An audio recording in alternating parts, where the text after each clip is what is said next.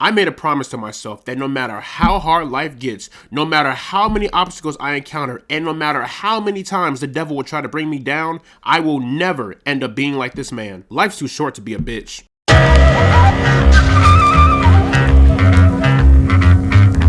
So Speak No Evil is a brand new horror/thriller film that is actually a remake of the 2022 Danish film Speak No Evil. The film is directed by James Watkins and it stars James McAvoy, Mackenzie Davis, Aisling Franchosi, and Scoot McNairy. A dream holiday turns into a living nightmare when an American couple and their daughter spend the weekend at a British family's idyllic country estate. So, I've never seen the original Speak No Evil, so I'm not going to speak on that. No pun intended. So, no comparing and contrasting the two films, I'm just going to speak on this movie. And quite frankly, I enjoyed myself way more than I thought I would. First off, this movie has some crazy moments of intensity and suspense. There are so many moments where the scene gets so intense that it becomes awkward and you're just sitting there so uncomfortable just waiting for the next move to happen. The moments of intensity range from awkwardness to just straight up fear. But this movie does a really great job with its intensity and suspense because you clearly know there is something wrong with this couple, but you're just waiting to see when all falls down, and I think the movie does a really great job at keeping you on your toes. But if there is one thing that really amplifies the intensity and the suspense in this movie, it is James McAvoy's performance. James McAvoy playing this unhinged, diabolical weirdo was the best part of this entire movie. James McAvoy does an incredible job at playing this unpredictable psychopath who can literally snap at any point. I mean, this isn't James McAvoy's first rodeo when it comes to playing unhinged psychopaths. But James McAvoy's performance was the glue that really highlighted the levels of fear and anxiety in this movie. I mean, hell, there was at one point in this movie in which he turned into the beast from Split. Now that is scary. And all of the actors gave a great performance, don't get me wrong. Mackenzie Davis was great as the concerned and terrified, yet bold and observant mother. She was absolutely fantastic, and I think her character was pretty well written. But props to the two child actors, they were incredible, especially the boy. He had the hardest job. He had to go through the entire movie without saying a word. All he could do was use his facial expressions and his body language. That is a tough challenge for any actor, especially a child actor. But man, he pulled that task off with flying colors, so props to him on that. And can I just say, the pacing in this movie is god tier. The movie is only an hour and 40 minutes, but it really takes advantage of that runtime. I wasn't bored, the movie didn't feel like it was dragging, like that pacing was perfect. Even during the slow moments, the movie really keeps you invested into its story. And this movie had a pretty good plot twist,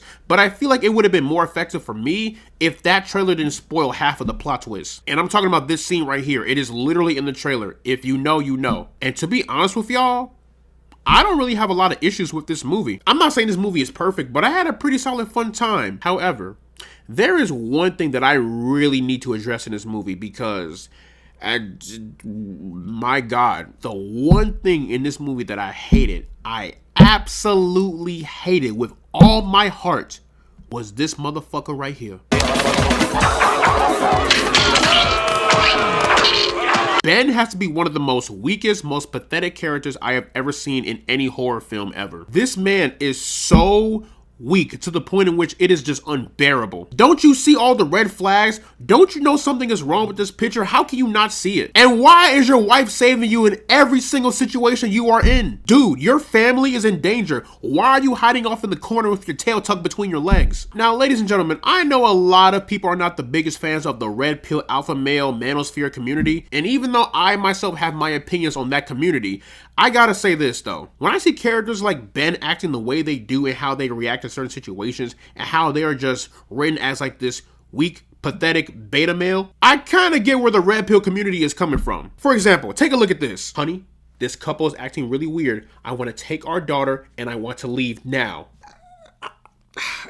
They do things differently out here. Come on, it's not that big of a deal. So what, he may have popped my tire. So what?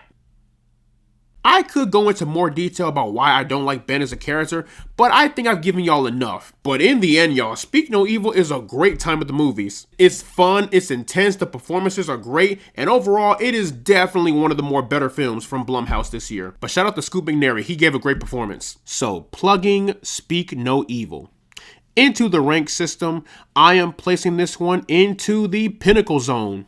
I was going to give this movie a pass, but given the films that Blumhouse has put out this year, the bar is in hell. But yeah, y'all, that is pretty much my review for Speak No Evil. Let me know down in the comment section below what you guys thought about the film. Did you love it? Did you hate it? For those of you that have seen the original, would you prefer that one or this one? Whatever you thought, let me know down in the comment section below.